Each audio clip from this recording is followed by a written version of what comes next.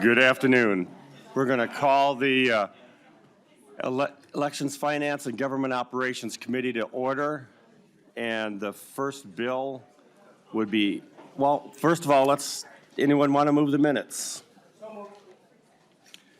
Representative McDonald moves the minutes. Any questions or comments? All in favor of passing the minutes? Aye. Aye. Opposed? Nay. Minutes approved.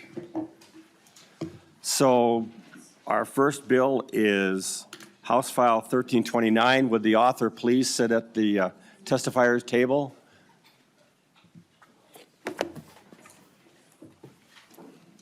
And introduce yourself.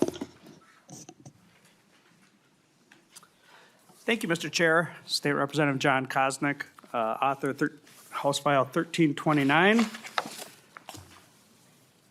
And there are two amendments, Mr. Chair, and I would move or ask for movement of the DE2. The chair moves DE. Well, first of all, the chair moves that House File 1329 be approved and moved to the general registry. And the chair also moves to get it in the form the author prefers, moves to adopt the DE2 amendment. Two-year amendment and bill. Thank you, Mr. Chair and committee members. This bill deals with Met Council reform for a long time. We've had and felt and heard a lot of concerns about the structure of the Met Council, both from conservatives and liberals. And in fact, there was in 2020, the governor had a blue ribbon panel that met extensively and produced quite a report on this. So this was 4 years ago. But we've been discussing this issue for a long time. In 2022 or 23, maybe it was 24 even, I can't remember, we had to further the discussion and explore the ideas, both in the blue ribbon panel and generally, there was a legislative task force on metropolitan government, I think it was a task force, and we met and came up with weren't able to come up with a solid recommendation. At that point, it was kind of some people wanted an elected Met Council, others just simply staggered terms. What the DE2 amendment does is takes what I felt were some of the more agreeable items in this area to move forward, to have more accountability, more transparency, and have more input in the nominating committee for the Met Council members themselves. And so the first part of the DE2, this is a reincarnation of House File 3323 from 2023. But the first part of the DE just introduces a staggered terms so that there is some continuity in the members that are serving at the Met Council, even during administrative changes. The second page, it provides with the nominating committee to have more notice that there is an opening for Met Council member positions, and it also modernizes it with electronic notice to, very importantly, to the local organizations that the Met Council oversees, your counties, your cities, and other organizations that are here at the Capitol mostly that deal with and represent metro cities, Minnesota counties, and the townships. And then it establishes a nominating committee, whereas the governor has 3 appointees, metro cities has 5 appointees, counties have 7, 1 for each of the counties that are affected by the Met Council decision. So it has a total of 15 people on a nominating committee, and that's where we have there's an attempt to establish more accountability and better selection of who the Met Council members are other than just straight governor's appointments. And they make recommendations to the governor and provide at least 3 finalists per seat as a recommendation to the governor, and then they publish those names, which is different than what we currently do. And there's a 2-week, 14-day waiting period. And then the governor, if he or she decides not to select from the nomination committee, needs to provide an explanation to the county and the nominating committee, excuse me, not to the county, but to the state, and provide an explanation of who he or she has selected and why they didn't take the advice of the nominating committee. And so it really puts a lot more power into the hands of our local units of government to have influence on who is representing them at the Met Council. And then it talks a little bit more about members' experience and relevance to the work that is done at the Met Council. And that, Mr. Chair, is the overall of my bill. I know House staff is here if they have more technical questions or want to compare it to currently, or if I misspoke. But I'll stand for any questions, Mr. Chair. I do have one question. The area that is underneath the Met Council, what is the percentage of population of the, compared to the total state? Well, I wouldn't be able to give you an exact, but roughly the metropolitan area is about half the state. Thank you for that. So it's not a trivial little council here. Half the people are affected by it. And Representative Freiberg. Thank you, Mr. Chair. We're still just on the motion to adopt the DE2 amendment, correct? Yes, Representative Freiberg. Because it's a DE, I figured it required a little bit of discussion, some if there were some clarifying questions. Yeah, I mean, just to that point, I mean, I think overall, in general, kind of the DE is probably an improvement on the dramatic changes that the bill made. I mean, we still have some concerns with the substance and the process that's followed, but I think, for purposes of this moment in the hearing, I guess I'm fine with the amendment going on, just so it can get the bill in the shape the author would like it. But I'll probably have some questions then after it's been adopted. Well, thank you, Representative Freiberg, for requesting a renewal of the motion to adopt the DE2 amendment to get the bill in the order that the author wants. All in favor, aye. Aye. All opposed, nay. And it's been amended. Yeah, well, thank you, Mr. Chair, and I've kind of discussed most of the bill originally. I guess I would share one comment, and something that I've struggled with as I've looked at this over the years is that why don't we have an elected Met Council? And as I've studied it and worked on these task force and commissions and looked at the Blue Ribbon panel, an elected Met Council, I have concerns with it because it would almost become like a mini legislature. They would be empowered with an election certificate to have a lot of power, raise taxes, and that's one of my main concerns. But I also think that then it would overshadow the role of the Met Council to help represent the local communities, the units of government that's their real purpose, the cities, the counties, the townships. The Met Council members are there to represent those areas in their districts. And so an elected Met Council, while you think it would be helpful and more accountable, it's actually would make it less accountable, less transparent, because people don't even know who their Met Council people are right now. And I don't know that this bill helps that necessarily, but empowering them with an election certificate and not having the accountability and the transparency would, like I said, create a mini legislature with an awful lot of power. But what this bill does is empowers our local units of government to be involved in the nominating process so that we can have better influence on who is representing us at the Met Council, no matter what part of the district or Metropolitan Council that you live in. I would like, we have people watching, and they don't have all the documentation maybe and resources and familiarity with this discussion. What portion of the Met Council would be made up of locally elected people that would be able to vote on all issues? No portions, no portions would be elected. There's a nominating committee, Mr. Chair, and elected officials influence and help select and serve on that nominating committee.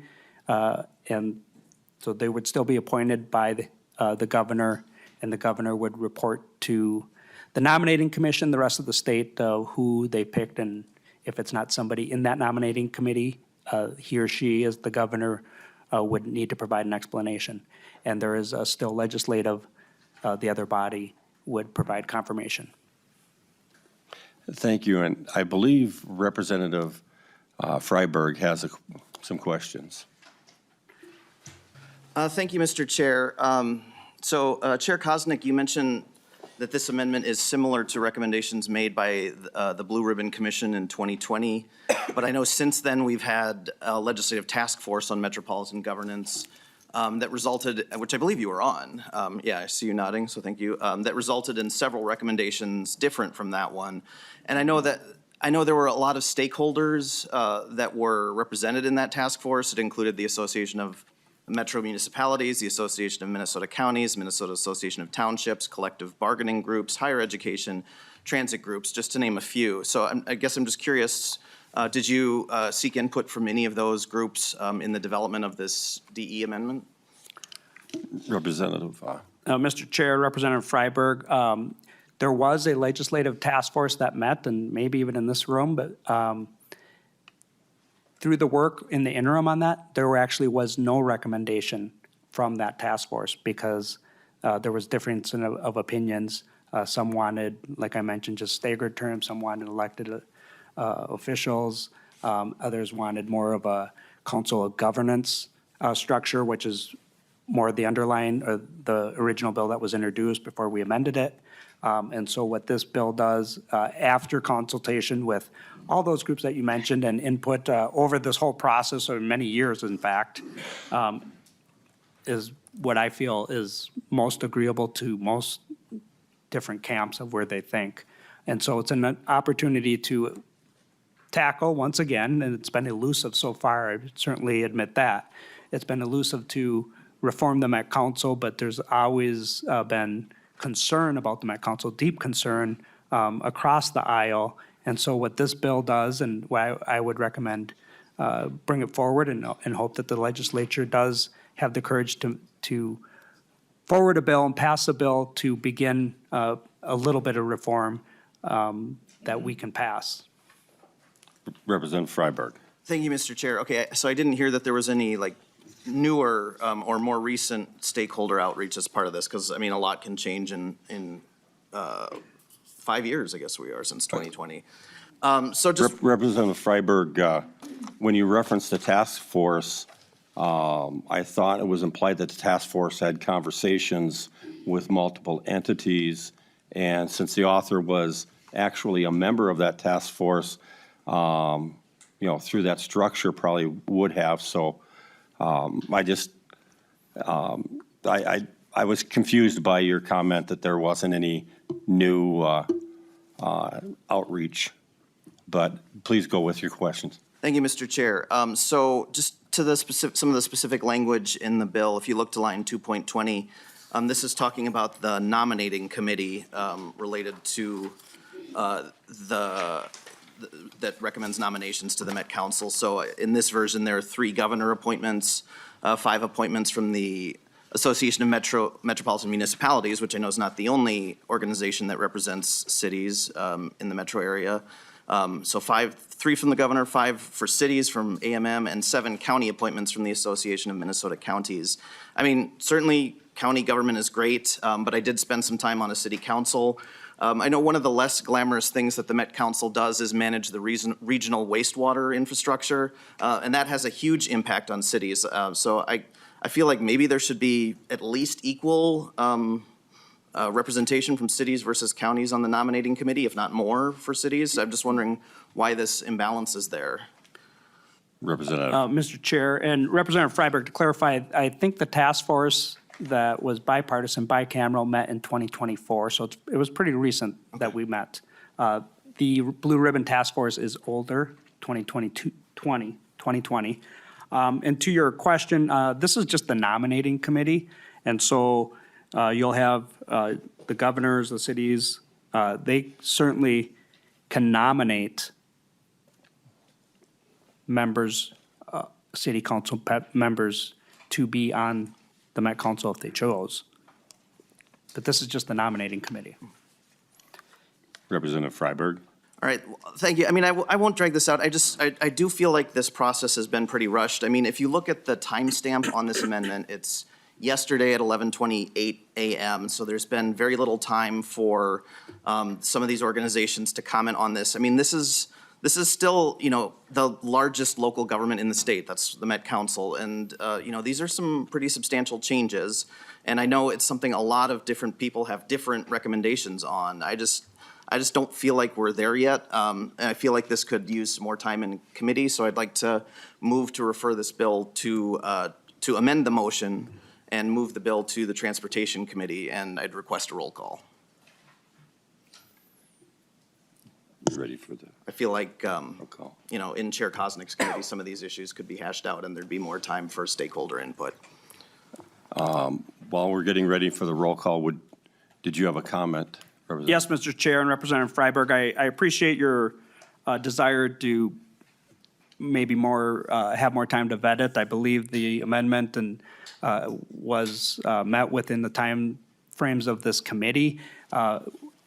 Look at the date on the Blue Ribbon Task Force, 2020. This has been studied a long time, probably the whole time that you've been here in the legislature. I recognize that there are a few new members. I don't even know if there's any freshman members on your committee. But that's part of our job as legislators, is to quickly dive into it. There's been ample time for public comment. It was posted. And this isn't a new issue. And certainly these provisions that are in here, trying to offer an olive branch across the aisle here, to be honest, these are really not controversial. So I think we should be ready to vote. You'll have more time to discuss. If you have some concerns, friendly amendments, I'm happy to work with you. But members, I think this bill and the concept has been studied quite a bit in the legislature's history here for a long time and very recently. So I think we're ready to go to the floor, and we can certainly happy to work with members on both sides of the aisle if you have concerns, and work on it before we go to a floor vote.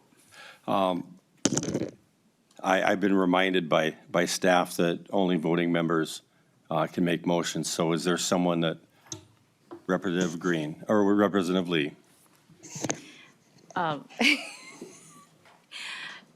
Thank you for getting my last name correct.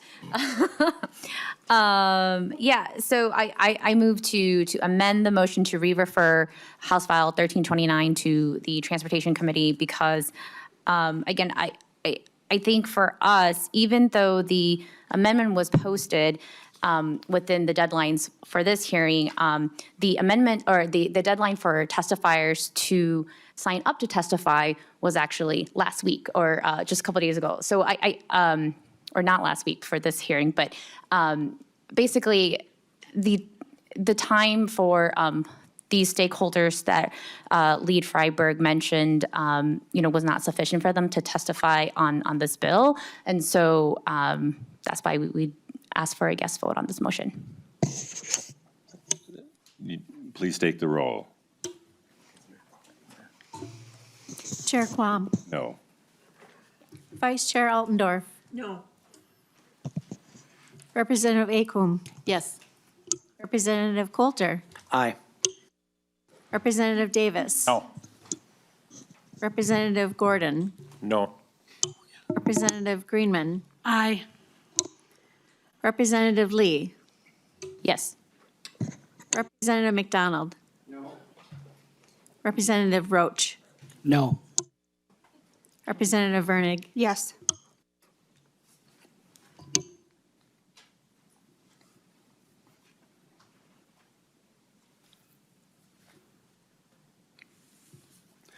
The vote being 5 yes and 6 no, the amendment to the motion fails.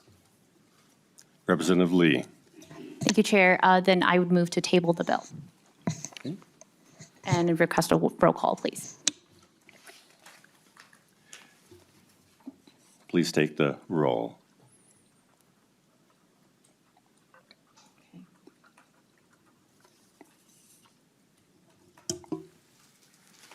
Chair Quam. No. Vice Chair Altendorf. No. Representative Acom. Yes. Representative Coulter. Aye.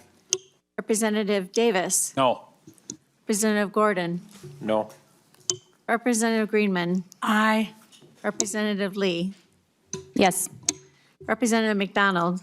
No. Representative Roach. Representative Vernig. Yes. There being 5 yes and 6 no, the motion fails. Seeing no other discussion, did Mr. you have Chair. a closing? Oh, okay. Oh, I'm sorry, Representative Coulter. Thank you, Mr. Chair. And I did want to make a comment. Actually, I was going to ask a question, but I found the answer, and it turns out I was wrong, so it does happen. But I wouldn't have suggested that. It shall be so noted in the minutes. glad we're official here. One comment I did just want to make, sort of piggybacking on what Chair Freiberg, or Representative Freiberg, excuse me, mentioned. The Association of Metro Municipalities does good work. They put on a great breakfast, but historically, that's an organization that has existed to serve communities that don't receive LGA. And so I would just suggest, moving forward, in terms of where we look for representation from cities, that may not be the best organization to work with, but just something to sort of put on your radar there. The other thing that I wanted to say is I actually do agree that it would be unwise to populate the Met Council with elected officials. The way I've sort of come to see it, for all the very real concerns that folks have about the Met Council, I don't think they are solved by turning them into politicians. So just wanted to thank you for that. Representative Greenman? No, okay. Seeing no further discussion, I renew my Mr. motion. Mr. Chair. Oh. Mr. Chair, Oh, Representative Lee. I'd like to request a roll call on this. Okay. I'll renew my motion that House File 1329, as amended, be recommended to pass and be re-referred to the General Registry.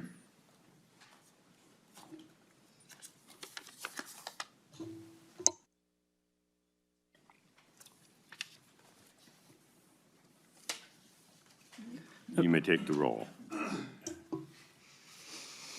Chair Quam. Aye. Vice Chair Altendorf. Aye. Representative Acom. No. Representative Coulter. No. Representative Davis. Yes. Representative Gordon. Yes. Representative Greenman. No. Representative Lee. No. Representative McDonald.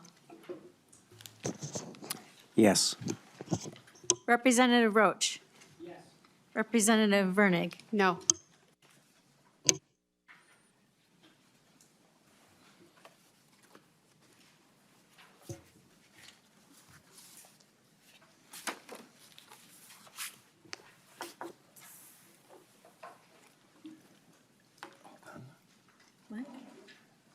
The vote is done. There being 6 ayes and 5 nays, the bill passes. Thank you, Mr. Chair. Next bill is House File 931, Representative Nash.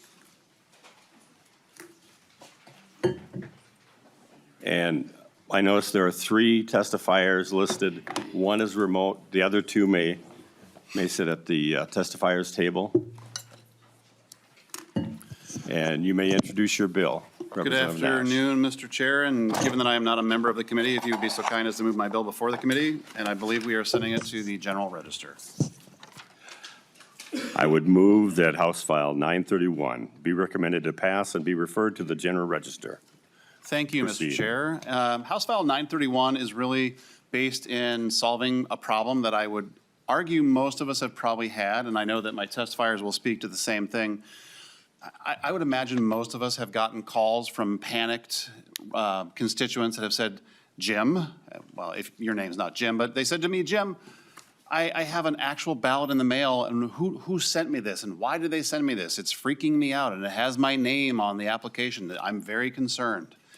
And 9 times out of 10, after I walk through it with them, or they maybe send me a cell phone picture, it turns out that it's just an application for absentee ballot. And I'm not trying to take that opportunity away, but I'm trying to just add some clarity to the process to say, we want folks to not get freaked out. I think that we can all agree that a freaked out voter is a bad situation. But the bill effectively says that we're going to put on somewhere on the envelope that this is not on behalf of a unit of government. This is not an official ballot. And then that it would disallow the ability to pre-populate the application for the absentee ballot. And I think that this creates for people who receive this, whether they're my son who was a military member and he got his absentee ballot, he said, Dad, I got the official one, but then I also got a handful of other ones, and I'm not sure what to do. But then I also talked to a fair number of older people in my community, and they get a little concerned, a little worried, and I want to make sure that we're addressing that so that no one feels like they're being assaulted with lots of live ballots and that they don't call the counties, which I know that several of my county-based testifiers will say that they take a lot of phone calls. So this is really rooted in the idea of making it very, very clear that the thing that you're getting in the mail is just a request from an organization that can send these out to make sure that you're getting your absentee ballot. So that's the genesis of the bill, Mr. Chair. There is submitted testimony from Common Cause, and I think they're in the room, but they submitted a written piece of testimony for you. Saying that they are in favor of the bill. They are a nonpartisan organization that supports good elections. And then we have several testifiers, if we could move to those, Mr. Chair. Thank you, our Representative Nash. And I believe our first testifier is on Zoom. If you would identify yourself, affiliation for the record, and please begin. Sure, thank you, Chair Quam, members of the committee. Good afternoon. I'm Michael Stolberger, Director of Property and Environmental Resources for Blue Earth County, and my department is responsible for administering the election for about 40,000 registered voters in the county. I'm here today on behalf of the Minnesota Association of County Officials. MACO represents all 87 counties' auditors, treasurers, recorders, and finance officers, including elections administrators. I'm here to express our association's support for the objectives presented in House File 931. As described, 931 requires disclosure statements on envelopes and materials such as the sample ballots and absentee ballot applications when they are being sent by non-elections officials. It also requires absentee ballot applications to be sent blank without pre-printed voter information. These items are included in MACO's legislative platform. We consider them administrative changes that address the cost effectiveness of elections activities and reduce administrative burden. They also enhance voter understanding and will reduce confusion or mistrust of election processes. As the association crafted its platform this year, we heard repeatedly from county election administrators across the state that the volume of unsolicited absentee ballot applications being sent to voters caused unnecessary confusion and in sometimes anger. It's the county elections workers who have to address these questions during the busiest times of an election season. A disclosure on the envelope and on the forms would greatly reduce the number of calls. It also would allow elections administrators time to do other important work associated with the absentee voting process and preparing for election day activities. Similarly, we heard from elections administrators that pre-filled applications are just as problematic. While the forms are populated with publicly available information, that information is oftentimes incomplete or it's simply not accurate. These issues mean the application cannot be accepted. And when an application can't be accepted, the voter must be contacted, a new form must be sent out, And in some cases, balloting materials are sent out as non-registered, leading to even more confusion and more work for the voter. A worst-case scenario would be issues with an application that are so severe that they delay the process so much that the voter risks being disenfranchised because they run out of time and options to actually cast their ballot in the election. Election administrators pride themselves in ensuring every eligible voter who wishes to vote and cast a ballot can do so in the fashion that works best for them in an efficient manner. Election administrators view pre-filled applications as a roadblock to these efforts in many cases. As I mentioned, MACO has heard from many counties on this issue, especially on the pre-filled applications and the third-party mailing of absentee ballot applications. Here are some specific concerns they shared with us. Pre-filled applications come back from recently married voters with that voter's former name provided. The voter's name is oftentimes already updated in our voter registration system due to our ongoing list maintenance. This mismatch of names oftentimes results in that voter's status in voting being changed to challenged. We also get calls from families who are unhappy or suspicious that their deceased relative receives materials because an outdated mailing file was used to mail out an unsolicited application. We also have heard multiple examples of counties responding to concerns about perceived fraud because the voter receives multiple applications for absentee ballots after they've already sent back the official one from the county or applied online to receive a ballot. We also have way too many examples of duplicate applications being submitted that require much of the administrator's time in actually determining what is the most current application and seeing whether or not that voter requires a new absentee ballot or if they just filled out another form. The last example we'll share with you is also one that we received multiple examples of, and that's where applications come back with incomplete information because the form is only partially filled out. We may have the voter's date of birth, but not their year and their date, and that requires us to do an extensive follow-up and oftentimes results in sending out another application at the cost of the county. In closing, MACO supports the objectives presented in House File 931 and appreciates your attention on the matter. We look forward to additional conversations on this subject and other elections administrative items that we hope can be considered to address some of the cost effectiveness of elections activities, reduce some of the administrative burden with elections administration, and enhance voter understanding and transparency. I'll conclude my testimony now, but I'm always available for questions and would look forward to answering any of them. Thank you. And thank you, Mr. Hildegard. Thank you. Mr. Chair, members of the committee, thank you very much. My name is Matt Hilgard. I work for the Association of Minnesota Counties. The Association of Minnesota Counties represents all of Minnesota's 87 county governments. I want to thank you for the time today and also for Mr. Stahlberger so eloquently stating and itemizing the reasons for support of this bill. We do see this as a good governance issue and a good public policy, and hopeful that it is supported in a bipartisan fashion. And it really is, from our members' perspective, an issue of common sense too. And I want to thank Representative Nash for bringing it forward this particular year. I think there's been different authors in the past. The real issue here is that I think everyone would agree that at a core principle, we don't want folks emulating or even creatively marketing materials as if they're government themselves.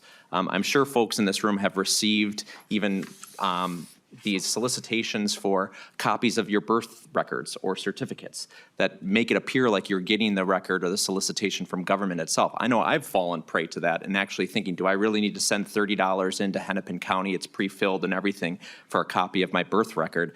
It even looks like it's from Hennepin County stationery. These kind of things just mislead people for doing things that they shouldn't necessarily, they haven't asked for.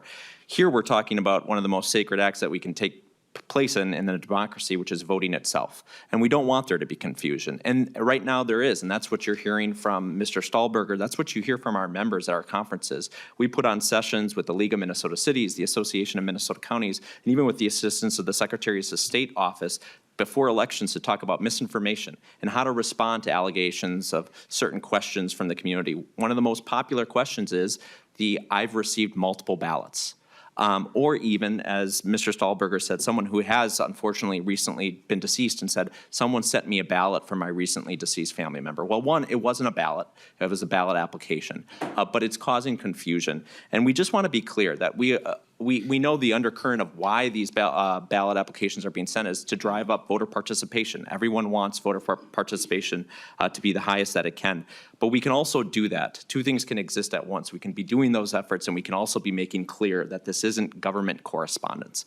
And so we hope that that just notice will just cut down on some of that. And the last thing I'd say is any attempt I can just to give glowing reviews of our election administrators in the state, I will. Mr. Stahlberger speaks on behalf of Minnesota Association of County Officers. You'll hear more, hopefully, this year about the work that they do during election time of the year. And the fact is that the need for their time to be used elsewhere in responding to confusion on this or reaching out to people and saying, hey, this isn't filled out right or the information isn't matching up, it is real. And so we do feel that this would also be an efficiency for staff time as well. And with that, I'm happy to stand for any questions. Thank you. And thank you. Ms. Freeman. Thank you, Mr. Chair and Representative Nash. I'm Nicole Freeman from the Office of the Secretary of State. I'm here today to speak on House File 931. I want to thank Representative Nash. We've worked with you over the last several years on language, and so I want to echo what the other testifiers have mentioned. Our office also does receive a number of confused calls from voters ahead of each statewide election, wondering where this application came from and things like that. So I usually have a script detailing, turn the application over or look at the outside of your envelope, right? And who sent that to you, to be able to clarify where it came from and why it showed up on their doorstep. So the office is supportive of the provisions in subdivision 1. I think we still have a little bit of hesitation about subdivision 2.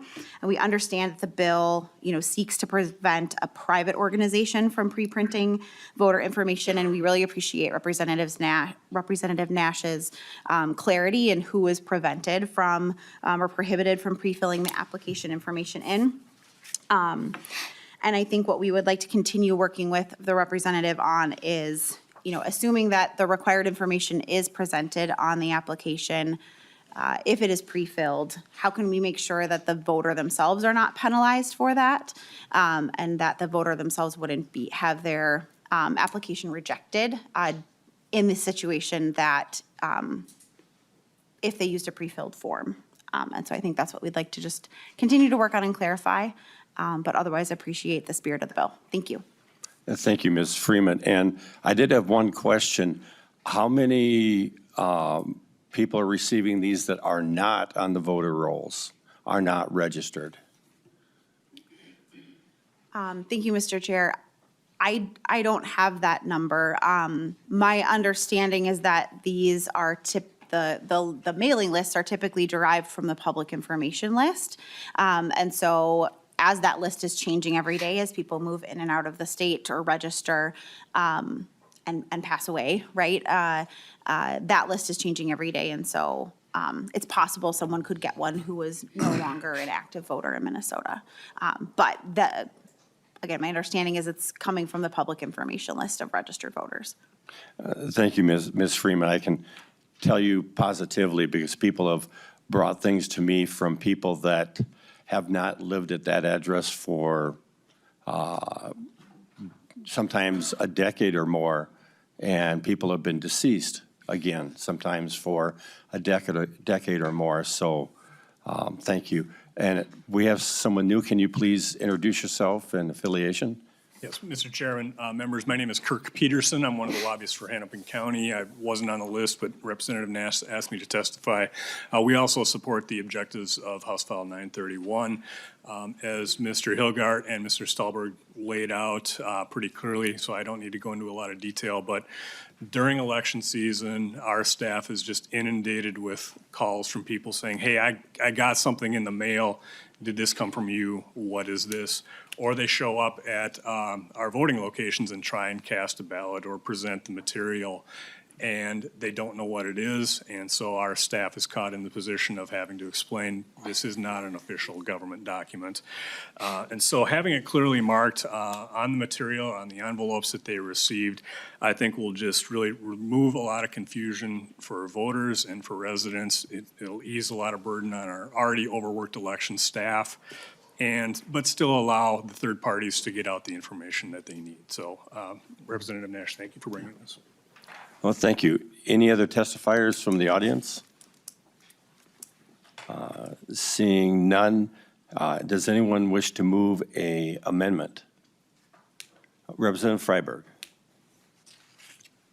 Thank you, Mr. Chair. We're not actually going to offer the amendments at this time. We thought about it and decided not to. It was hasty. There were some incorrect cross-references and so forth. I do have a few questions, though, for the bill author when we get to that point.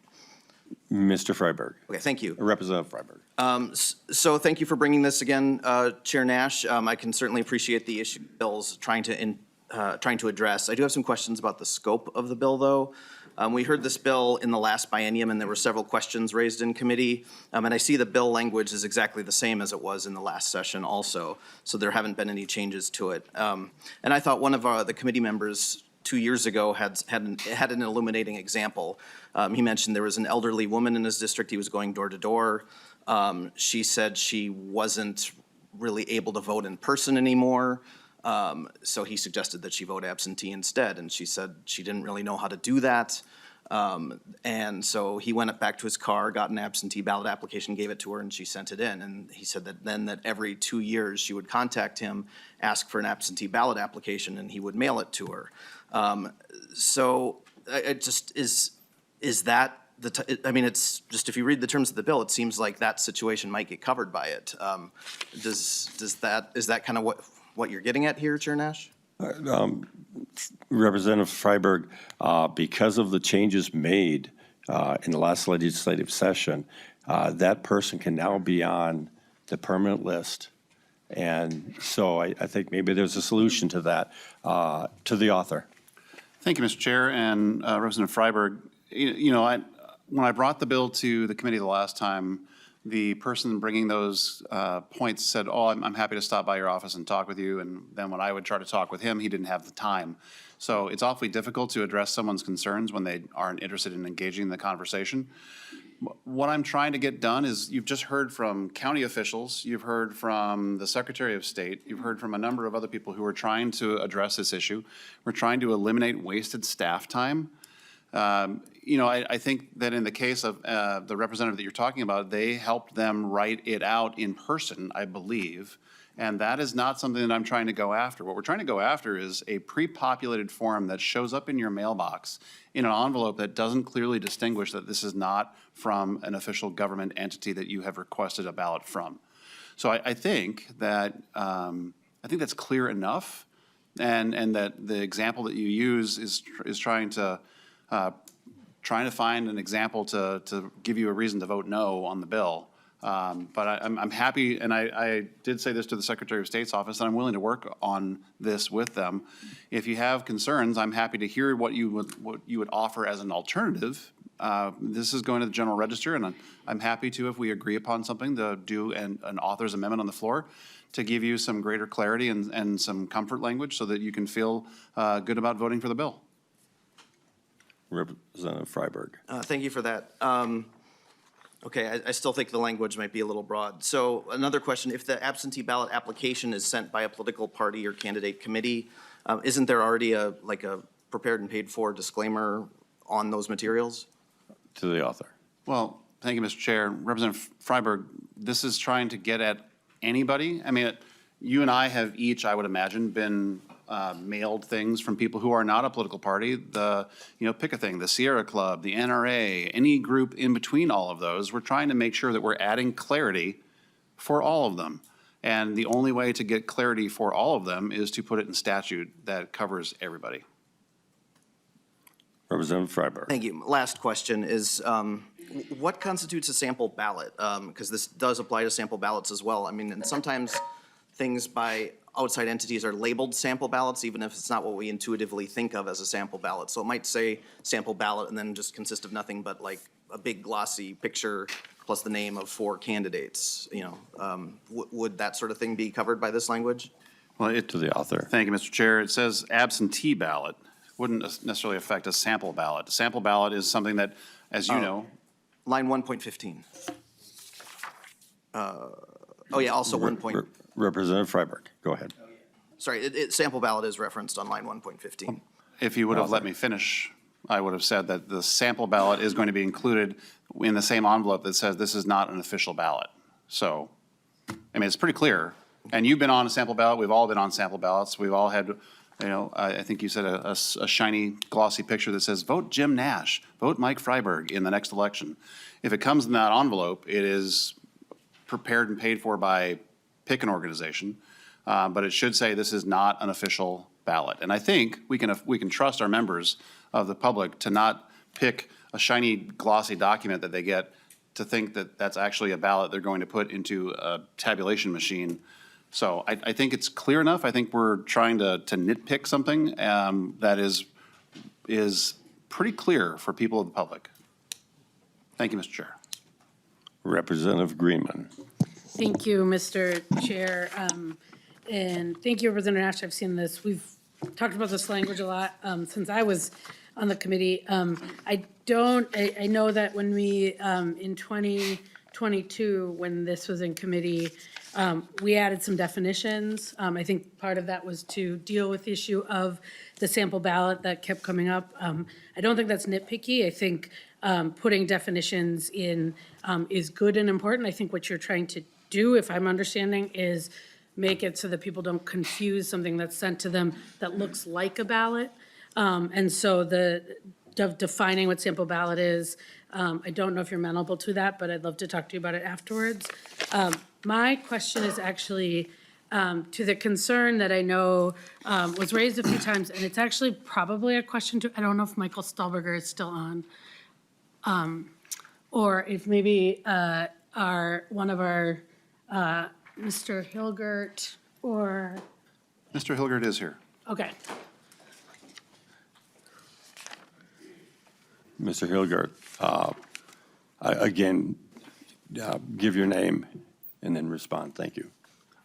Matt Hilger with the Association of Minnesota Counties. Representative Greenman. Thank you, Mr. Chair. One of the concerns that was raised was if this prohibition goes into effect and let's say a voter gets in the mail a pre-populated absentee ballot and sends it back in, how would a county elections official deal with it? And is there a concern? I think the concern has been raised over and over again that it potentially could be rejected because the law prohibits those forms. Mr. Hilgard. Mr. Chair, Representative Greenman, I think that's a good question. And honestly, I saw a little bit of an email back and forth between Mr. Stahlberger and Ms. Freeman on this particular issue. I think there's a hope that it would be accepted and that there'd be communication. But if we need clarification either outside this committee or within the bill, I think that depending on the author's interest, that's something we would be interested in. Representative Greenman. And Mr. Chair, if I could, before we go back to Representative Greenman. Thank you, the Mr. Chair. And Representative Greenman, you and I have a good history together, working together as best we can. I am amenable to, if you want to offer some definitions to clarify this, I'm willing to listen. I'm willing to do that as it goes to rules and then the general register. But here's the thing. You've now heard from Hennepin County. You've now heard from multiple county organizations. You've all probably got them yourselves. I'm willing to work with you on tightening things up, but I think the genesis of the bill is almost incontrovertible. It's a problem that we need to address.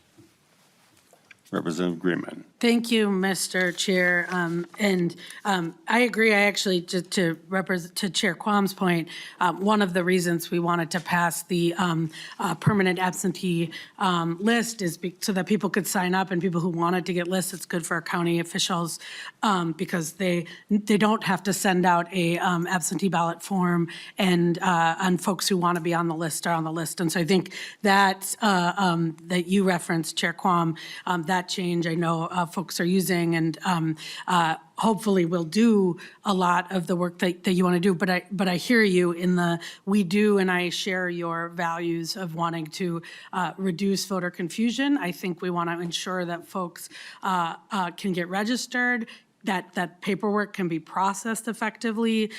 One of the things I know about pre-population, having worked on voter registration a lot, is one of the biggest reasons that voter registrations are rejected is handwriting. And so it's why online voter registration is great, is because folks put it in and there's no handwriting issues, there's no data entry issues, and so moving from a paper form to an online form is actually good for moving folks who want to be registered from that form onto the rolls. We know that. The evidence around the country shows that. And so part of the pre-population, I think, is trying to avoid those handwriting issues. That being said, I hear you, and I'd love to work with you. I do want to make sure, and any time an election official doesn't know, that's a problem we've created. We should, if we're going to pass this bill, we should make sure that we are telling folks and holding, and I think this is what the Secretary of State said. I hear this is what some of the counties have been talking about too, that if it is accurate, if it's a voter who gets a pre-populated form, it's not their fault. They send it in. It's accurate information that meets all the requirements of the voter registration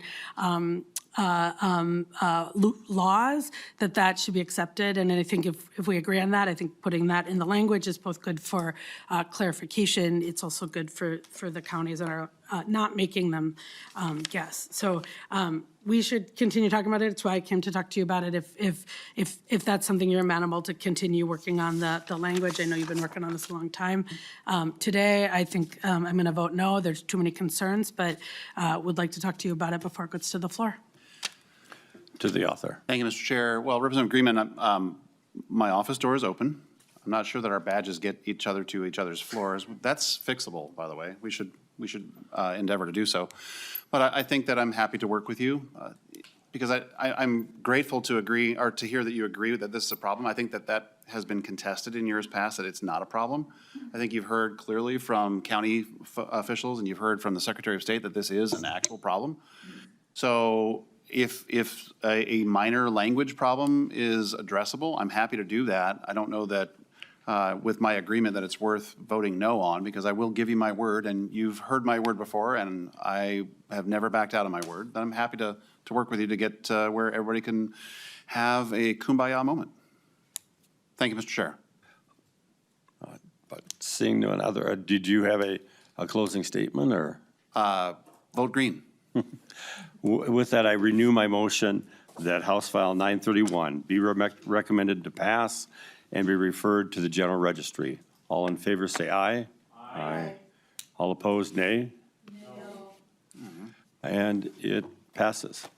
Thank you, Mr. Chair and Committee.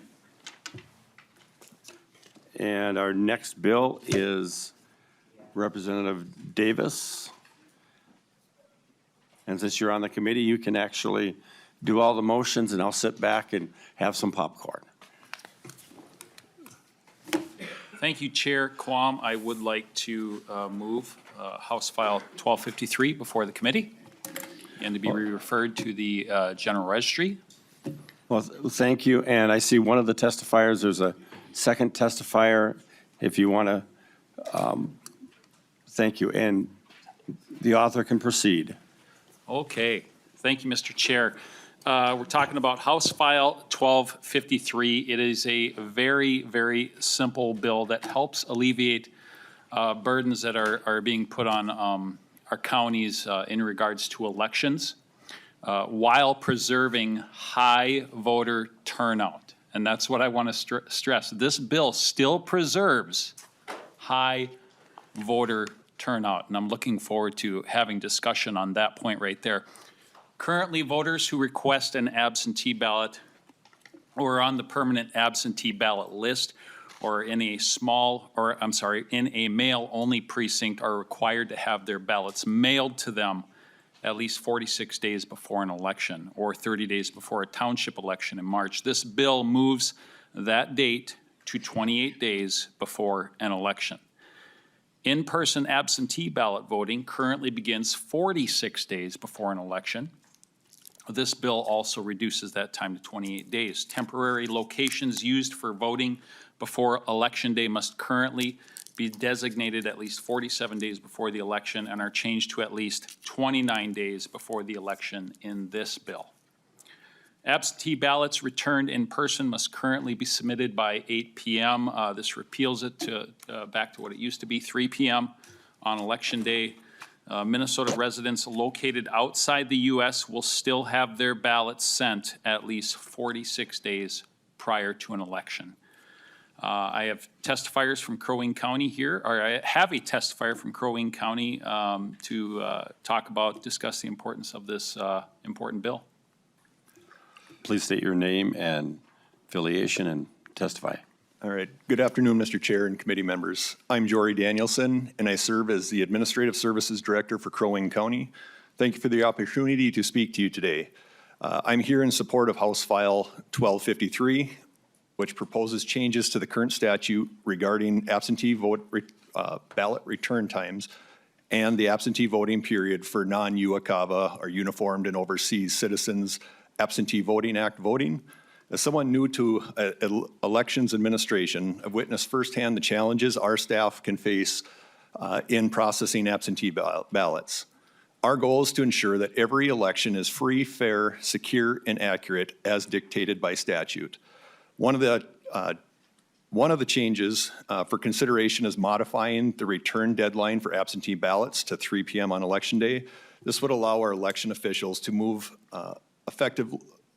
effectively process ballots, ensuring that we can accept, count, and report absentee results timelier as Election Day polls close and our counties receive in-person voting totals. Additionally, reducing the absentee voting period from 46 days to 28 days for all non-UACAVA voters would provide more efficient processing and administration, particularly during our primaries and general elections.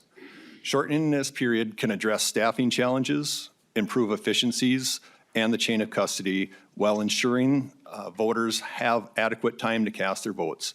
It also provides more time between the August primary and the state general election in November for local election administrators to prep ballots, test equipment, and prepare for the general election. For context, in Crow Wing County for the 2024 presidential state election, 36% of votes cast were by the absentee ballot. And of that, only approximately 16% of those ballots were received back in the first 18 days of absentee voting. I understand these proposed changes might seem significant, but I firmly believe that they will help strengthen our election system even more. With fewer days of absentee voting and an earlier cutoff for absentee ballot returns, we can focus on quality control, accuracy, and more timely reporting of results, ultimately supporting our goal of free, fair, secure, and accurate elections. Thank you for considering House File 1253. I'm happy to answer any questions you may have. And Mr. Chair, before we move on, I just want to quickly say something else. Go ahead. Thank you, Mr. Chair. Crow Wing County is absolutely the gold standard for when it comes to operating an election. I've been paying attention to them very closely for the last 3 years under a microscope, and it's quite impressive. So I just wanted to add that for the record. Thank you. Mr. Linnell. Thank you, Chair Quam and Representative Davis. And I would like to echo the sentiments. Please state your name and affiliation. My name is Paul Linnell, and I'm the Elections Director with the Office of the Secretary of State. And I would like to echo those sentiments around Crow Wing County and certainly our county elections administrators across the state, including those recently into the field for the excellent work that they do. The Office of the Secretary of State appreciates the opportunity to weigh in on this bill and participate in the discussion on ways to improve absentee voting administration in Minnesota. The Secretary does have concerns with reducing the length of time for the absentee voting period. Since 2010 in Minnesota, voters have had the ability to cast an absentee ballot starting 46 days prior to Election Day. This start date coincides with that federal deadline to mail ballots to military and overseas voters. It provides consistency across the state so that any eligible voter may choose to cast their ballot anytime during the 46-day window. Voters are using this period to vote. Looking back at the 2024 election, at the start of the absentee voting period 46 days prior to Election Day, there were 249,872 absentee ballots that were issued as of that date. Prior to the 28-day mark, which the bill proposes to move that timeline to, There were 551,505 ballots that were issued and 168,372 ballots that were accepted.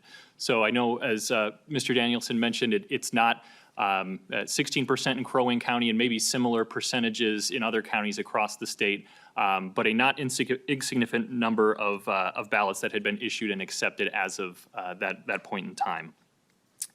However, the Secretary does recognize the need for further flexibility to right-size voting options across the state. A provision in our administration bill would offer a choice to municipalities who wish to administer absentee voting. Cities and townships would continue to have the option to be open for the full 46-day absentee voting period, like the counties, or they could elect to be open for just the last 18 days before Election Day. We're open to discussing other ways to allow local governments to right-size services for their voters that preserves voter access for the full 46 days. We also recognize that overall, voters are voting ahead of Election Day in increasing numbers. In 2024, this was nearly 40% of voters that cast their ballot prior to Election Day. We're currently working on developing the system for true early voting and expect this will be implemented statewide for the first time in 2026. After all counties and voters have had the opportunity, counties to administer the process and voters to use that early voting process, it would make sense to reassess how we conduct elections and the early voting process based on what voters are telling us they prefer and what that data shows. Additionally, the Secretary supports maintaining a uniform close of polls time of 8 p.m. across the board for all forms of voting. We know that many absentee voters return their ballots during the extended time from 3 to 8 p.m. at the 2024 state general election. In Hennepin County, there were 1,495 absentee ballots returned in this window. Similarly, in Washington County, there were 123 absentee ballots that came in from that 3 to 8 p.m. period of time. So voters are utilizing these additional hours. And allowing absentee ballot return until 8 p.m. ensures consistency in the deadline, whether a voter is casting their ballot by absentee, mail ballot, or at the polling place. Since this was a new change, it was challenging to effectively plan for the number of absentee ballots that were returned and how that would impact the unofficial reporting of results on election night. With the information learned from this past election cycle, there's now a baseline to use for staffing and planning absentee ballot board and absentee ballot counting on election night. Additional funding in the voter account would also help with ensuring ballot boards are fully staffed to process ballots that are returned on election day. Our office will continue to communicate with media, candidates, and the public prior to election day that results will not necessarily be reported immediately after the close of polls at 8 p.m. And although the reporting timelines did shift later than previous years, it's worth noting that 55 out of 87 counties had results reported in by 10:30 p.m., and 76 counties had results reported by midnight for the second highest turnout election in Minnesota history. We also understand in the bill it's looking to address issues related to unofficial results reporting. The office believes that the requirement in Section 9 that unofficial results for absentee ballots and ballots counted at the polling place must be jointly reported is already covered in current law under 203B 121 Subdivision 5, Part B, and Section 204C.19 Subdivision 3. There is a limited optional exception to this requirement that counties can employ in 204C.19 Subdivision 3. This was added in 2024 to allow count results from those absentee ballots received after 3 p.m. to subsequently be added to the total at a later time. The intent for this change was to allow for more timely reporting of the vast majority of a county's results, with only those from absentee ballots to be added to those that were initially reported. The two counties mentioned earlier, Hennepin and Washington County, did use this option in 2024. We agree that it is critically important for only correct results to be reported and share in the goal of eliminating any errors in results reporting, either because of technical issues or human error. To that end, we would like to require that counties complete an errorless test of the election reporting system prior to Election Day. We have language drafted that we hope to amend into our admin bill. The office currently asks counties to complete this test and provides guidance on doing so ahead of each election where the election night reporting system is used, but it is not required in statute. As I mentioned when I visited the committee a few weeks ago, we are looking into administrative improvements to the election night reporting system to better reflect the percentage of precincts reporting when there are instances when results were initially reported, but then subsequently modified to correct an error. We're also exploring including a step in the election reporting system where counties would affirm that complete unofficial results have been uploaded. Any changes would be designed to reduce confusion and provide Minnesotans with a more accurate picture as to what data has been uploaded. We'd be happy to work with you and MACO to come up with other solutions to attempt to catch errors before unofficial results data is uploaded. Thank you very much for your time. And thank you. And it's really became evident that we do need to make sure we don't have things that confuse the public and causes less faith in the election process. I do want to, with the 8 p.m., you increase the possibility that somebody comes in to vote in person and then their absentee ballot shows up after they've voted.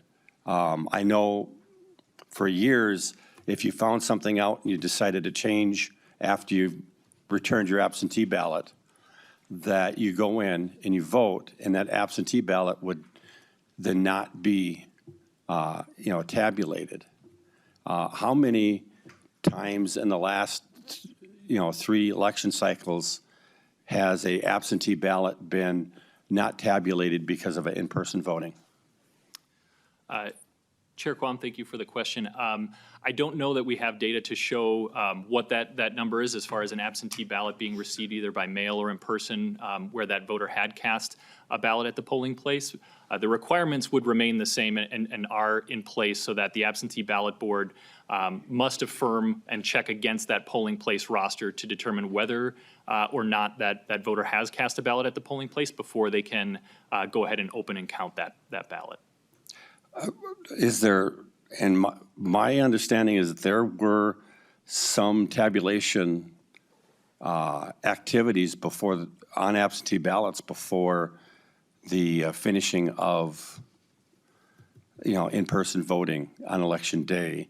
It would be nice to actually see data instead of your recollection so that we can understand, because that was one of the things I keep hearing is it's so many, it's over a month and a half early that you can go ahead and, turn in an absentee, and a lot of stuff maybe comes out, 2, 3, 4 weeks before the election day, and you might change your mind. I'd like to have some confidence I can tell them about the processes that guarantee that you can come in and have that vote changed. Otherwise, they're disenfranchising themselves by having sent in an absentee ballot ahead of time. Mr. Linnell. Chair Quam, I'm happy to speak to that particular point as well. I think that was coinciding with the time at which absentee ballot boards may begin that work of opening the envelopes and preparing those ballots to be fed through a tabulator. So that deadline was changed recently from the 7-day mark to 18 days prior to election day. So those are really the cutoffs where once a voter has submitted their ballot, that's sort of the point of no return. After those envelopes can start being opened, a voter's ballot is separated from their record, and they don't have the ability to claw back that ballot anymore. It's disappointing that we have changed the system such that if new information comes out, a voter cannot make their choice on election day. And I will see maybe about writing some sort of an amendment to try and fix that again, because that was one of the key things with the no excuse absentee balloting in Minnesota, is that you would have that opportunity to correct your previous ballot. Now, I see we've got some questions. Representative Vernig. Thank you, Mr. Chair, and thank you for bringing this bill forward. I do have a question. So I live in Dakota County. If you haven't heard, there's been a lot of issues with mail service, and I also spend a lot of time up in Cook County, Lutsen, Grand Marais area, which also has had a lot of issues with mail service. And so shortening this period, I think would disenfranchise those voters, given the, I mean, I'll be honest, if you go on Nextdoor or social media, between coyotes, fireworks, mail services, like in the top 5 things discussed. So would you, some states only require absentee ballots to be postmarked by Election Day to be counted. Are you open to considering that change to address these mail delays? Because I know this would be really impactful in my community.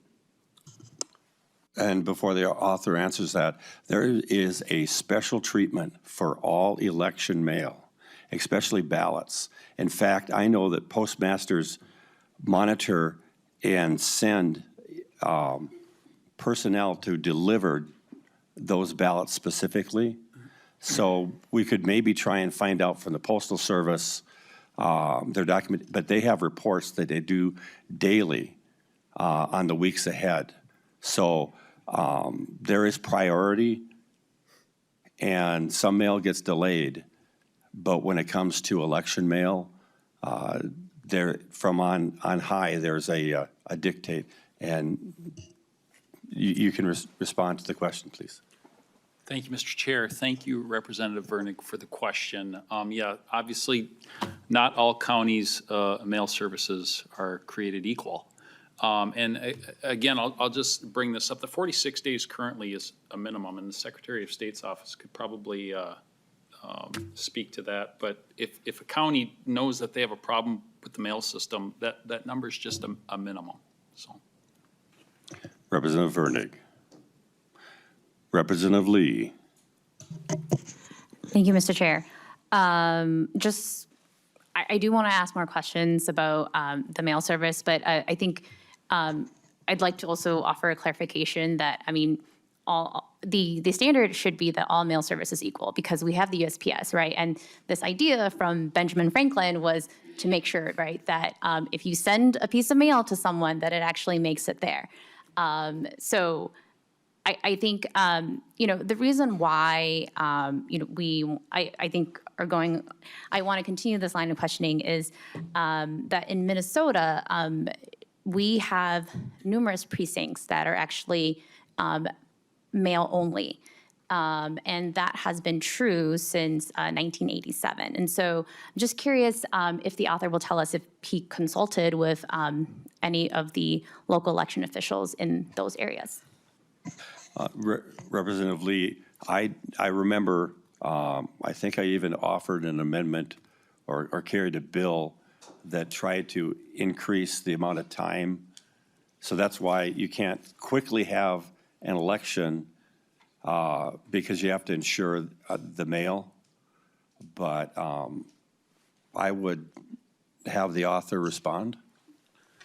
yeah, well, thank you, Mr. Chair, and Representative Lee, to the issues with our mail system.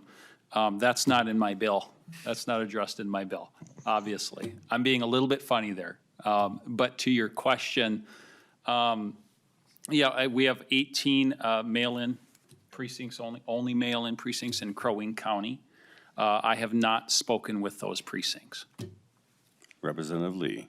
Thank you, Chair. So, I mean, my question's not just about the precincts in Crow Wing, right? But they're across the state. And Representative Vernig brought up Cook County, where there are also a number of precincts there that are mail-in only. And so, according to data from the Secretary of State, that means about 150,000 voters in Minnesota have been voting by mail only for a very long time. And I think it's really important that we get their input if you are going to significantly reduce the time that they have to vote and mail it back in their ballots. To the author. Thank you, Mr. Chair. Thank you, Representative Lee. I did not hear a question in there, but I'll just say we're talking 4 weeks. 4 weeks is a very long time for folks to turn in a mail-in ballot. And if I remember correctly, what we did was ensure that the ballots were mailed in a mail only precinct X number of days before. So we didn't allow for, if there was a primary, we made sure there was minimal time for that to get delivered and done. And we could probably see if we can do some analysis and get some data on that. But that isn't a brand-new thing, and unfortunately, the post office doesn't respond to our legislation. That'd be a federal matter. But I think, did you have an additional question? Yeah, I just offered that, right now there's a lot of uncertainty on the federal level and about how the USPS system is working. Our senators have commented on how slow the mail has been in Cook County and in Dakota County. So, I mean, obviously, we can't impact that, but what we can do here is, keep the window for mailing back in absentee ballots as long as it is, which is why, I mean, I didn't quite hear a response to Rep. Vernig's question earlier. I mean, would the author be open to, setting a postmark date, which a lot of states have, to make sure that these people who vote only by mail can continue to exercise their right to vote? To the author. Thank you, Mr. Chair. Thank you for the question, Representative Lee. And my door is always open. I'm always willing to work with and hear from the other side of the aisle. Thank you. Representative Freiberg. Thank you, Chair Quam. Just to kind of wrap things up for our side, we made some changes in the last session to expand voting options. And I don't think shortening absentee periods and potentially excluding voters, possibly by increasing their dependence on the mail, is the way we should be going at this point. So if I had a vote, I would be voting no. Well, Representative Freiberg, there is a option of in-person absentee voting weeks ahead. Representative Greenman. Thank you, Mr. Chair, and I actually didn't catch that. I don't want to go after our lead. Just a comment, listening to this conversation, because I think that it sort of feels like this bill is working at cross purposes, I think, of itself, by reducing the amount of time there is for voters to get and return their ballot. You sort of push everything and condense it towards Election Day, which at the same time will put more pressure on Election Day and the stuff that's happening then, and potentially delay results. So I think there's two things going on in this bill. I think both of them, I agree that we should not be limiting and reducing the amount of time people have, particularly when we're talking about mail balloting, particularly when we see what's happening with the post office, especially now when there's going to be a shakeup at the post office. I think we want to make sure people can get their ballots, counties have time to process them, and to the point that I think was raised, that I know has been raised by a lot of folks, of making sure that we can give the election officials the time they need to process and accurately process and count the ballots, and also get voters the information they need, which obviously matters too. So it feels to me like those two things are working against each other in this bill, but look forward to continuing the conversation, I guess. And closing to the author. Thank you, Mr. Chair. I do have some closing comments. It was brought up that we made some significant changes to election law last session, and that is true. And half of the state's voice was shut out of those committees.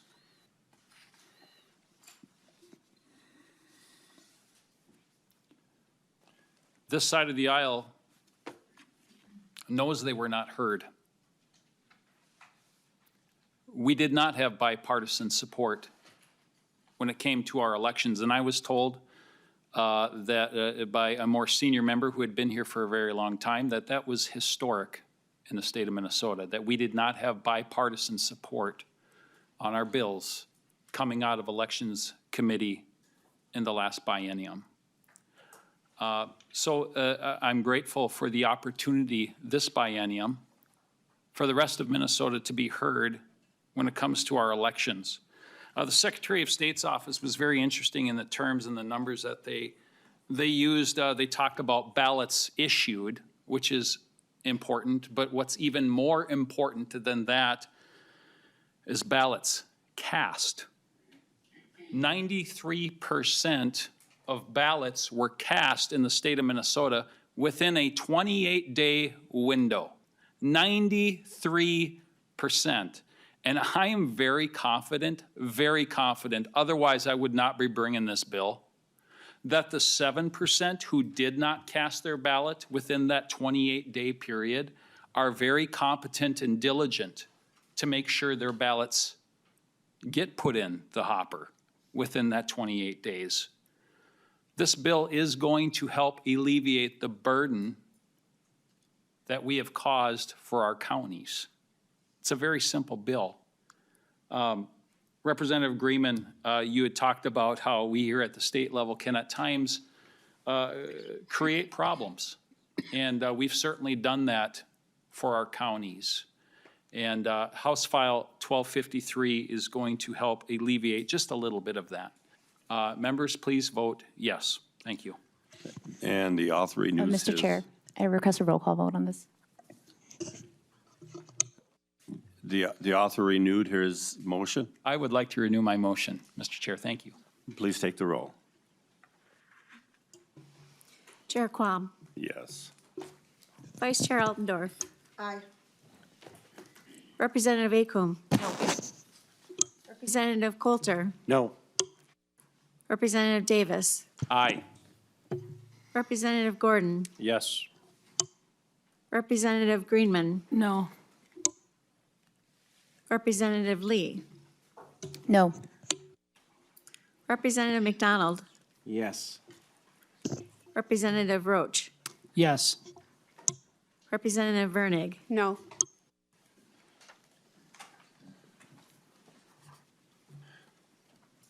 There being 6 ayes and 5 nays, the bill proceeds. We got House File 124. Would the author and I see 2 testifiers, go to the testifier table?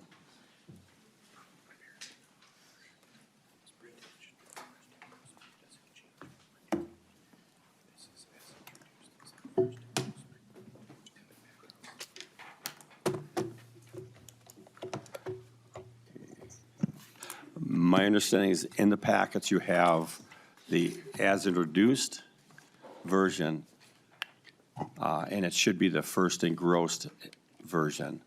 To the author. Thank you, Mr. Chair. Do you have the amended version, or did you want me to go through the DE2 that we did in public safety? Are we good? You should mention the update, touch on those points. Thank you. Of course. Thank you, Mr. Chair. So the DE2 amendment, real quickly, adds a section to the underlying bill authorizing a political subdivision to receive a gift on behalf of one or more public safety officers and distribute it to the intended public safety officer recipients in the circumstance in which a public safety officer employed by the organization was killed in the line of duty. So this amendment allows the political subdivision to establish policies in accordance with this. It also allows the local government to fundraise and expend funds for funeral or memorial services in the event of a line of duty death, including travel to national memorial events for public safety officers within a given time frame. Okay, Representative Freiberg, are you okay with her explanation of the difference between what is here, what was posted online is the first engrossment? Yes, I just confirmed that the version in, members, the version in your packets appears to be the version of the bill as it was introduced. I don't know if that was included in your packets by accident or not, but if you go online to HF 124, there is a first engrossment that's available.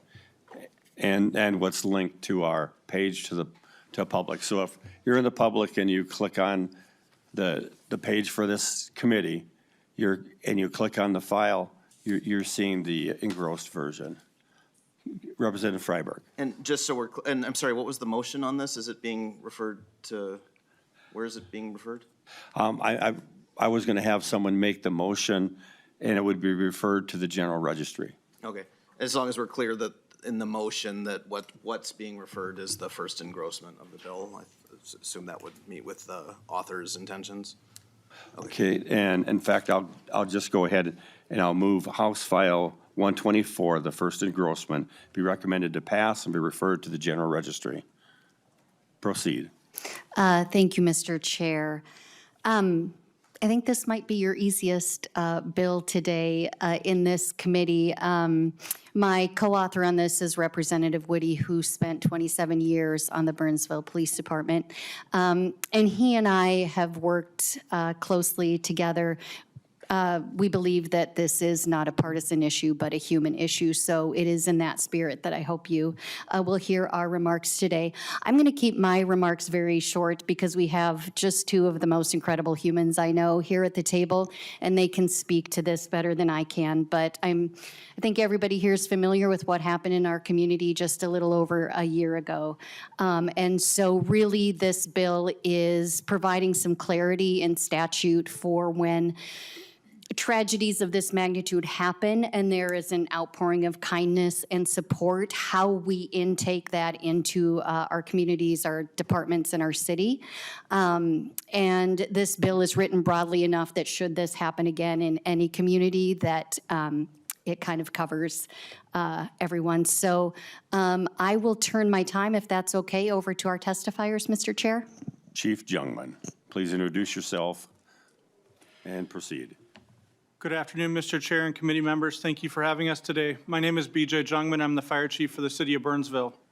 As you likely know, we experienced a horrific tragedy just over a year ago on February 18th, 2024, in an incident that took the lives of 3 of our fellow public safety servants and wounded another. Following this tragedy, we had an overwhelming outpouring of support from the community and the public. We are very grateful for that support. While the support has been much appreciated, we have found under the current statute, it's been difficult for the police and fire departments to be able to accept and use these donations to support our healing. It was very difficult to have to turn away well-meaning gifts that could have been helpful in our team's healing.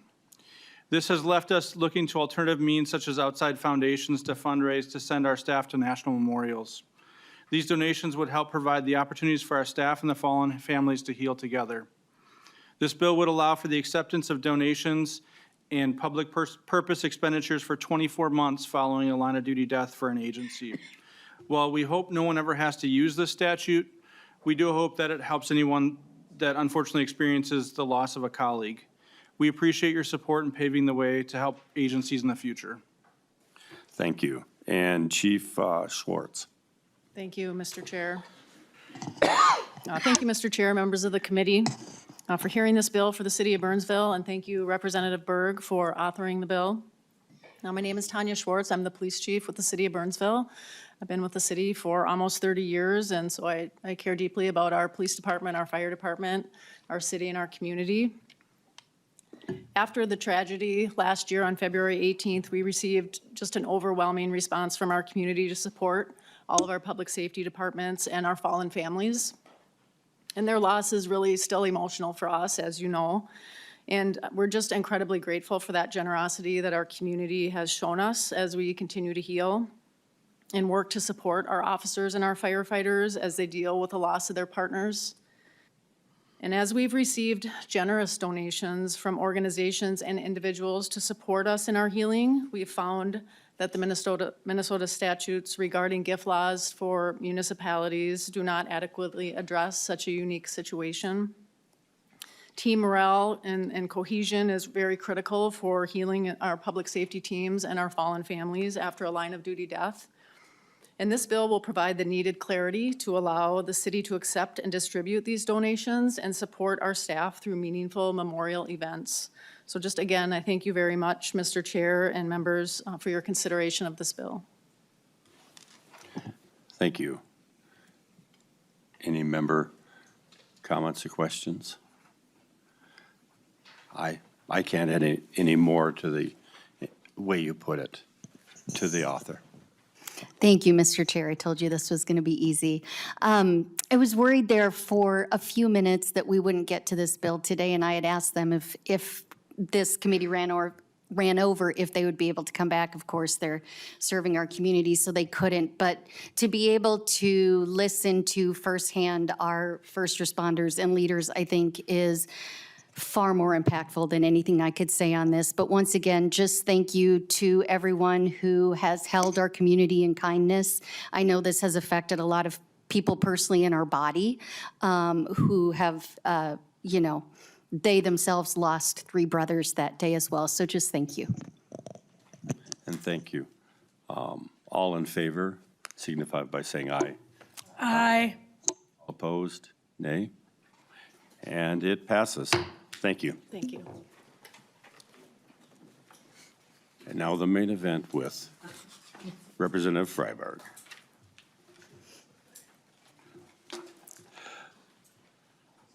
I would move House File 977 before the committee.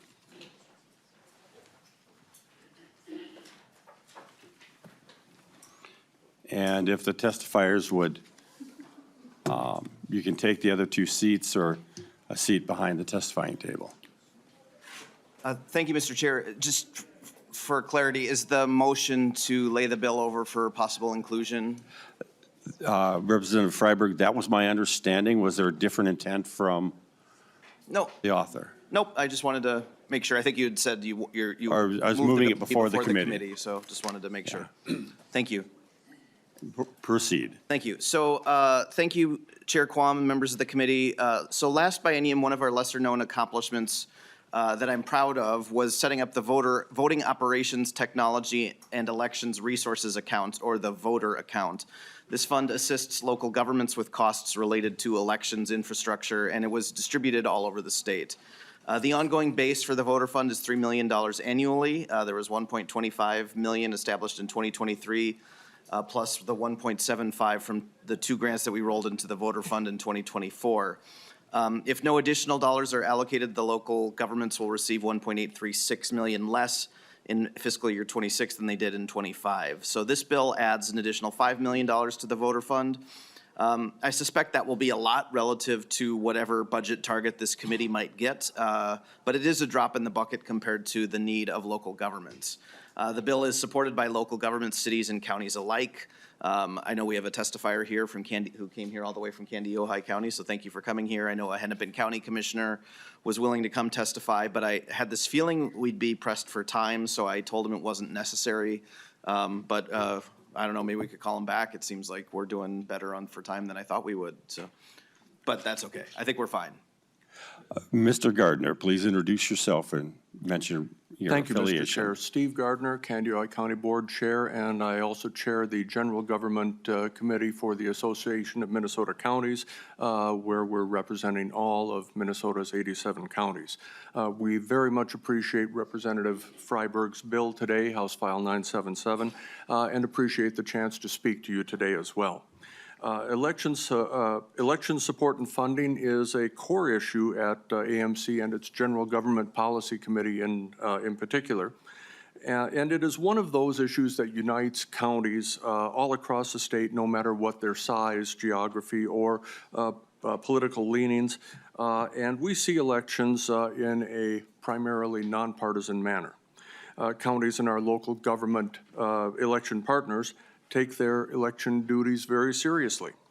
We know that we are responsible for administering the most important functions of a thriving democracy, and that public trust and confidence in this process is vital. We dutifully administer local, state, and federal elections. It's no secret that the state has asked us to do a lot when it comes to elections, particularly in recent years. And given the importance of election security, and updated technology, these funds are very much appreciated. In Candy-Ojai County, we received approximately $10,000 in 2023 and $40,000 in 2024, for a total of around $50,000. In the last 2 years, we used these funds for election technology, infrastructure, cybersecurity upgrades, polling pads, and staff assistance, primarily since we had to, in the last election, hire on a total of 12 temporary staff to help administer absentee voting and serve on the absentee ballot board. Just recently, we have replaced 7 out of 32 AutoMark ballot systems with the new Omni ballot systems, which will eventually have a price tag of about $130,000 additional. That might seem like a small amount to some on the committee. However, that represents a near 0.5% levy increase for Candy-Ojai County. The voter funds help us plan and be good stewards of these limited taxpayer resources. We are very appreciative of the proposed increased funding and the state's commitment in assisting local government in covering the cost of running elections. We thank you for the time today and respectfully ask your bipartisan support of this bill. Thank you. And on Zoom, I believe we have Mr. Stolberg. Yes, good afternoon, Chair Quam. Michael Stolberger, Property Tax Division Director for Blue Earth County and also representing MACO. I'll try to be super respectful of your time here today and just really dive into our association's gratitude for the voter fund and also express our support of the funding for the next biennium as well. You've already heard from individuals how the funds have been used, and we can echo that that's the way that the funds have been used across the state. Elections do cost money. It is a cost that's typically borne by taxpayers, and so the voter fund helps in that regard. I will also point out that the voter fund has a really nice feature that allows county election administrators to carry those dollars forward into future years to make some of those really large purchases that the commissioner there just described to you. And so of this most recent reporting period, the $1.25 million that counties, cities, and towns were allocated, there was some of that money held forward for next elections, and we did survey our members in those regards, and they're holding those dollars for future equipment purchases, for technology investments and whatnot. So we are trying to be really good stewards of the election funds that are provided through the voter fund. The last comment that I'll also make, and I'd be happy to share any of the specific details that I'm kind of glossing over here with the committee if you'd like that, Chair. But the last detail that I'll share with you is that MACO counties acknowledge the fact that elections need to be a shared cost or a partnership in the cost of administering the elections. And I'll just put that in frame of reference for you from Blue Earth County's perspective. We received at the county level $13,800 in 2023 and then another $53,600 in 2024. That $67,400 is roughly 11% of our total operational costs for the 2024 election. That doesn't include any off-year costs. We still have to staff an election office year-round, of course, and it also does not include any equipment investments in Blue Earth County. So our voter fund offsets about 11% of the cost of the elections that's otherwise borne by our taxpayers in the county. So again, thank you for the opportunity to speak today. Again, I'd be happy to share more specific detail from our work as the MACO and our surveying of our members on how funds were used. But we just want to, again, express our appreciation for the voter fund and look forward to continuing to partner on the cost of elections to keep them fair, impartial, and secure. Thank you. And thank you. And Mr. Linnell. I do see I know Mr. Linnell's from the Secretary of State's office. I do see the Secretary of State himself is here. Well, it's nice that you were able to sub in for Mr. Linnell and members. We'll have to continue at 7 p.m. because we have 7 pages of questions that have been waiting for the Secretary of State to return. Secretary of State. Thank you, Go Mr. ahead. Chair and members. Steve Simon, Minnesota Secretary of State. I'm a poor, pale substitute for Paul Linnell, but I'll do my best. In 2023, when the legislature passed this voter fund account, it was a really, really big deal. The first time in state history, as far as we know, that there was a dedicated fund that acknowledged the legislature's intent to help local governments offset some of the costs of elections. It's not a buyout. It was never intended to be a buyout. I've never met one person from a county, city, or township that wants the state to take over the cost of elections. They've never asked for that. What they've asked for, as you heard from the commissioner from Candy-Ojai County, what you heard from in Blue Earth County, is just to augment and supplement that because the costs have gone up. Mr. Chair, you and I have talked about this for a long time. So there's been a lot more attention, a lot more costs. Our office is responsible for distributing the dollars, so it's a pass-through to us. We, at your direction, give them out to the counties, all 87 of them, and we do it according to a formula that they approved of, that they designed. In fact, the testifier you just heard from was one of the key people who helped to design this formula. So we do that every year before July 20th. And the initial investment of $1.25 million was distributed in July last year. So last July, our office distributed over $4.8 million more as the legislature chose to shift 2 other grant funds into the voter account. So our office is responsible for collecting data from the cities and counties annually on the spending of these funds. And in our report released earlier this year to you, which covers the first batch, the first distribution, the $1.25 million, we saw that local election offices use the dollars for a lot of expenses. The top three were hardware and software, equipment, and staffing costs for both the election administrators and the election judges. So to those of you who are here and in office for the creation of this account, thank you for supporting local election administrations. You know, putting on an election is a team sport. We all have different roles and responsibilities. We don't count votes, for example, as you know. That all happens at the local level.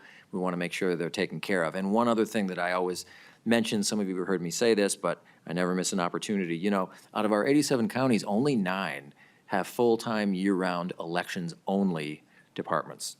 For the vast majority of the state, the folks who do elections and do them so well and competently, they're wearing other hats. They do property taxes, they do ditch and drainage work, they do inspections and other things. This is a way to just help them out a bit. I know they appreciate it, and it makes them, enables them to do their job even better than they've been doing for so long. So thanks for your time and attention, members. This is a really good bill. Well, thank you, Mr. Secretary. I hope they don't have the full year round because it takes that long to tabulate. But we do have Representative McDonald, I think, maybe had a question. Thank you, McDonald. Mr. Chair. Secretary Simon, just a question on, you mentioned that it's a pass-through. Is there any admin cost to do so for this account? Or is it just strictly the pass-through? Yes, Mr. Chair and Representative McDonald, yes, there is a cost. You know, when this first came out, I think we absorbed any sort of administrative cost in that, so there's no specific fiscal note that would add administrative cost to us. Yep. And Representative McDonald, the full function of Secretary of State's office with fees and et cetera come in, and it's a surplus, so it actually, there's, I believe, a fair amount of funds go directly back into the general fund. Yes, Mr. Chair, if I may, I never tire of reminding members that we are a net contributor to the state. We cost about, we give back to the general fund. I think the last figure, the conservative figure, was something like $24 million more than we cost. So if you take every person, every paperclip, everything in our office, because of the fees on the business side of the office that we charge, that you set, not us, but because of those fees, we're a small profit center for the state of Minnesota. We give back $24 million more than we cost. Well, thank you. And that was on the conservative side, so it's $3 million on the liberal side? Ha! I'll leave that. Sorry about that. Yeah. Mr. Chair. Thank you. Representative McDonald. Yeah, I wasn't quite done, but thank you. That's good news, Secretary Simon. That's really good to hear. Just lastly then, because since this is a new program, the voter account fund, any other monies go into that fund from the general fund, or does it all come from this committee here? Mr. Chair and Representative McDonald, no, it's all you. There's no other fund that I'm aware of. There was the initial infusion of $1.25 million, but then you made the decision last session to take to repurpose other funds that were not really being tapped or used, and you just sort of merged them into that fund. So I know of no other source of funds. Representative Coulter. Thank you, Mr. Chair. I know we're pressed for time here, but I just did want to say quickly, as the author of the original author of this this provision, I'm just really grateful to see how successful it's been and how supportive our partners at the local level are of it continuing and ideally expanding. And those of us who come from the world of local government know just how important that work is, and know that those costs don't go away just because the state doesn't take care of them. So we had some conversations about ways that we can better support our local partners. And I think this is just a really crystal clear example of that. So really hopeful that we can do more for our partners this year. Mr. Secretary, any further comments? No, just thanks to Representative Freiberg, all of you who were there last session to put this into motion, and respectfully hope that you continue to sustain the fund. Thank you. Thank you, and give our best wishes to Mr. Lindell. It's right there. Oh, there he is. Does the author have any closing statement? No, I appreciate your consideration. This is thank you to Representative Coulter for the bill last session, and this is a important fund that has benefits all over the state, so thank you for your consideration. And with that, I will renew my motion and have House File, make sure I get the number right, 977 laid over for possible inclusion. And we have about 15 seconds ahead of time. We are adjourned.